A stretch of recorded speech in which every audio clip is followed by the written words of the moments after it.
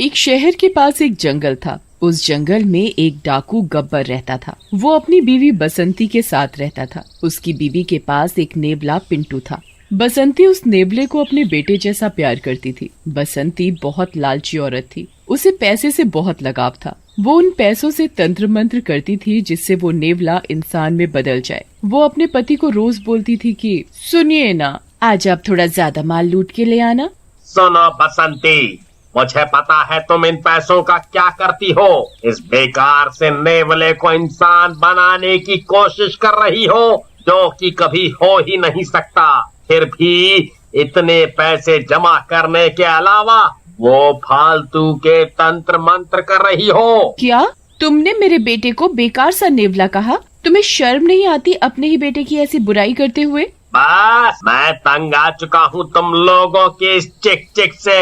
और फिर गब्बर वहाँ से चला जाता है और बसंती बदले की आग में जल रही होती है। एक बार मेरे बेटे पिंटू नेवले को इंसान बन जाने दो, तब बताऊंगी इस गब्बर को। अगले दिन गब्बर जब गांव वालों को लूटने जाता है तब बसंती बोलती है, अच्छा सुनिए, आज आप जिस भी गांव को लूटने जा रहे हो वहाँ मेरे बेटे पिंटू को भी ले जाओ।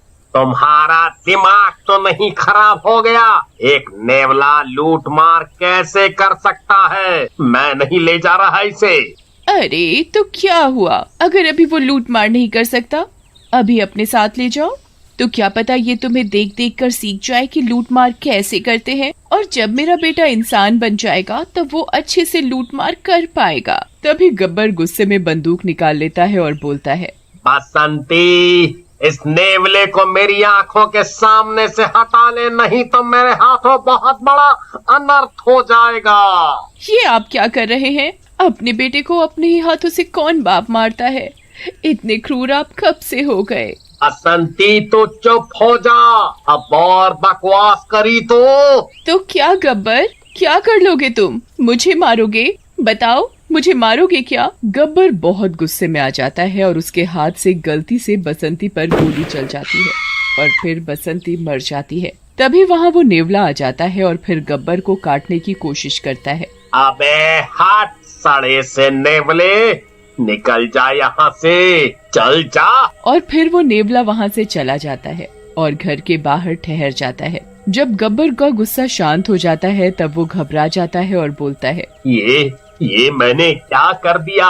अब क्या करूं मैं? फिर वो सोचता है कि अब मैं इस बसंती की लाश को यहीं घर के पास गाड़ देता हूँ। और फिर वो बसंती की लाश को अपने घर के पास ही गाड़ देता है।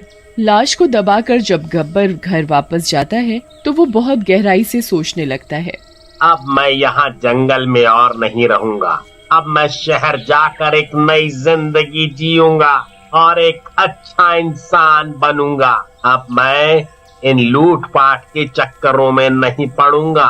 फिर गब्बर सारा लूटा हुआ माल, सोने जेवरात एक सोने में बंद करके बसंती की लाश के साथ दबा देता है और जंगल छोड़कर शहर चला जाता है। शहर में वो एक अच्छे काम की तलाश में लग जाता है और फिर थोड़े ही दिनों बाद उसे शहर में एक काम भी मिल जाता है। वो एक कागज बनाने वाली कंपनी में काम करने लगता है। वहीं दूसरी ओर वो नेवला बसंती की लाश के ऊपर जाकर बैठ जाता है और वहाँ बैठकर बहुत रोने लगा। उसके आंसू टपक टपक कर जमीन पर गिर रहे थे। तभी वो वहाँ बसंती की आत्मा चुड़ैल बनकर प्रकट हो जाती है और नेवले को बोलती है, अरे मेरा बच्चा पिंटू, मेरा लाल, देख तेरी माँ कहीं नहीं गई, मैं वापस आ गई। अब मैं तुझे छोड़कर कहीं नहीं जाऊंगी। अब मेरी आत्मा तुम्हारे अंदर घुस जाएगी और फिर हम और माल लूटेंगे। और फिर बसंती की आत्मा नेवले के शरीर में घुस जाती है। बसंती की आत्मा चुड़ैल बनकर नेवले के अंदर घुस जाती है तो वो नेवला बहुत भयानक दिखने लगा। उसकी आंखें लाल हो जाती हैं, उसके नाखून बड़े और पैने हो जाते हैं। फिर वो चुड़ैल नेवला जंगल के बाहर आकर शहर जाकर आधी रात को लोगों के घर में रखे गहने और पैसों को चुराते रहते हैं। और फिर चुड़ैल नेवले से पूछती है, अरे पिंटू बेटा, मेरे मरने से पहले तुम्हारे पिताजी ने गहने वाली संदूक कहाँ रख दी थी? फिर नेवला उस तरफ इशारा करके बताता है जहाँ संदूक दबाई होती है और फिर वहाँ उसे गहने जेवरात से भरी संदूक मिलती है। वो नेवले के शरीर में घुसकर जितनी बार माल लूटने जाती थी वो सारा माल उस संदूक में डाल देती थी। चोरी करते समय जो कोई भी उसे देख लेता था वो उसको मार दिया करती थी। ये चोरी चकारी वो 1 महीने तक करते रहे।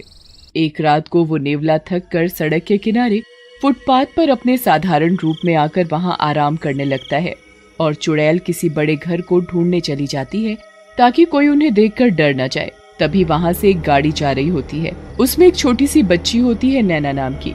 जब वो गाड़ी वहां रुक जाती है तो नैना गाड़ी की खिड़की के बाहर देखने लगती है। फिर उसकी नजर उस नेवले पर पड़ती है।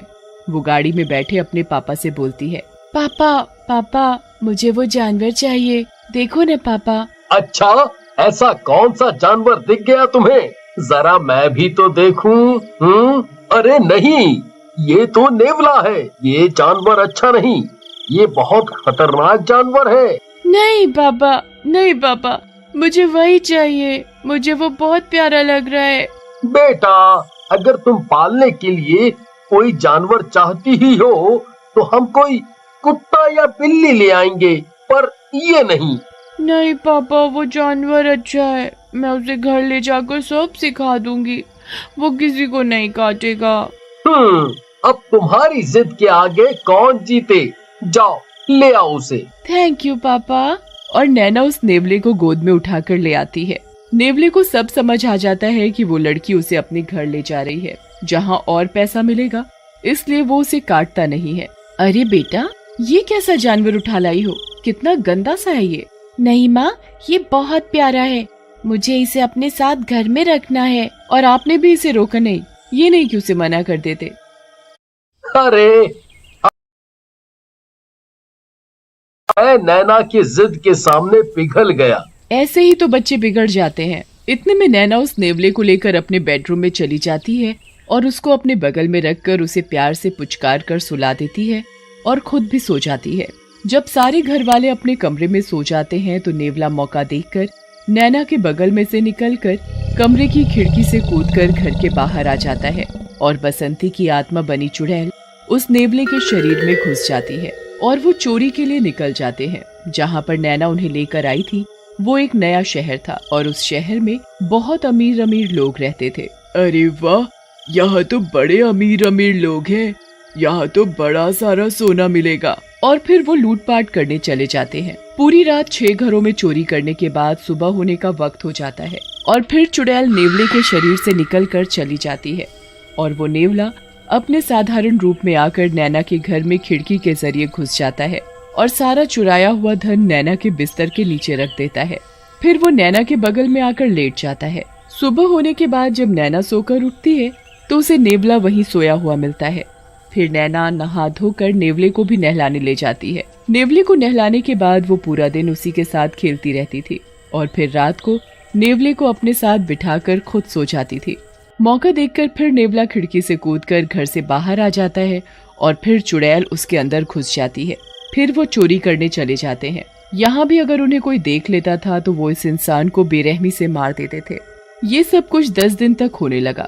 रोज किसी न किसी के मरने की खबर उस शहर में घूमने लगी।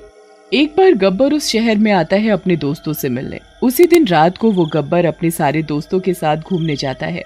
गब्बर और उसके सारे दोस्त जब एक सड़क पर घूम रहे थे तो वहाँ पर एक भयानक सा नेवला अपने मुंह में हीरे का हार दबाकर भागते हुए दिखता है। सारे के सारे दोस्त डर जाते हैं। गब्बर भी बहुत घबरा जाता है कि आखिर ये डरावना सा नेवला आया कैसे। और फिर पीछे से किसी आदमी के चिल्लाने की आवाज आती है। फिर गब्बर और उसके सारे दोस्त इस घर में जाते हैं जहाँ से चिल्लाने की आवाज आई होती है। जब वो सारे दोस्त वहाँ पहुँचते हैं तो चौंक जाते हैं। वहाँ एक औरत का खून हो रखा था और एक आदमी उसकी लाश के पास बैठकर रो रहा था और वहाँ शहर के कुछ लोग भी उसको देखने के लिए आए थे। हे भगवान, ये क्या हो गया? इतनी बेरहमी से इनका खून किया है। देख भाई, इसके घाव को देखकर तो ऐसा लग रहा है जैसे किसी जंगली जानवर ने इसे मारा हो। हाँ भाई, देखने से तो ऐसा ही लगता है। फिर गब्बर लाश के साथ में बैठे उस आदमी से पूछता है, अच्छा, आप इनके क्या लगते हैं? और आपने कुछ देखा था जिससे पता चले कि किसी जानवर ने ही इन्हें मारा है?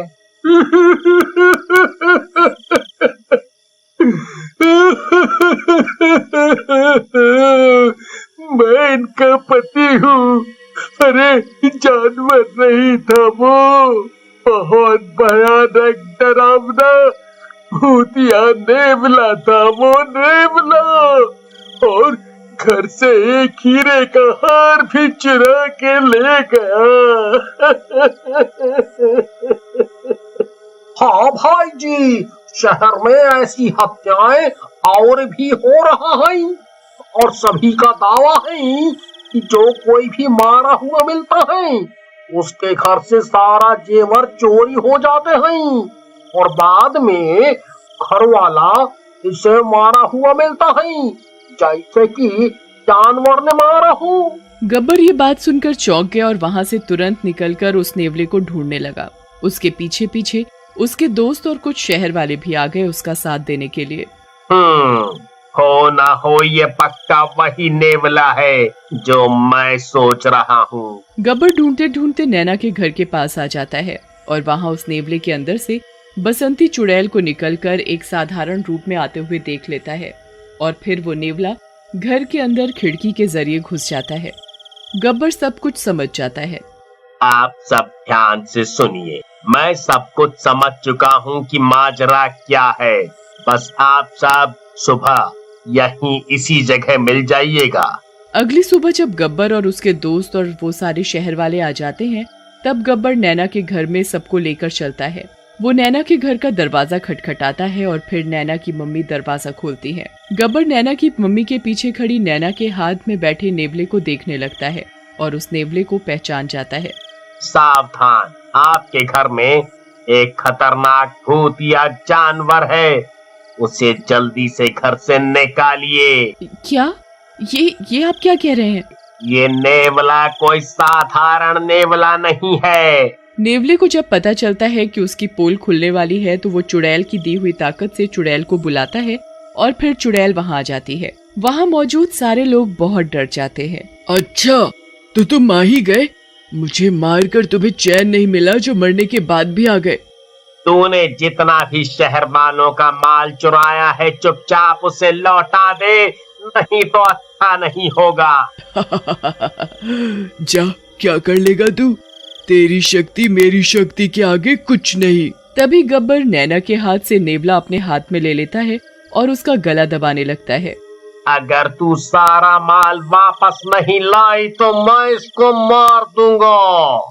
अच्छा ठीक है, रुको मैं लाती हूँ। फिर चुड़ैल नैना के बिस्तर में से सारा माल ले आती है और गब्बर वो सारा माल शहर वालों को वापस दे देता है। बस बहुत हो गया, अब मैं तुम सबको मार दूंगी। चुड़ैल पूरे घर में अपनी शक्ति से आग लगाने लगती है। नैना की मम्मी नैना को गोद में ले लेती है। इस चुड़ैल को मारने का कोई तो समाधान होगा। जहाँ तक मेरा दिमाग चल रहा है इसका समाधान है। आप लोग जब तक इस चुड़ैल का ध्यान भटकाएं तब तक मैं आता हूँ। फिर गब्बर किसी की गाड़ी लेकर जल्दी से उसी जंगल की तरफ जाता है जहाँ उसने बसंती की लाश दबाई थी।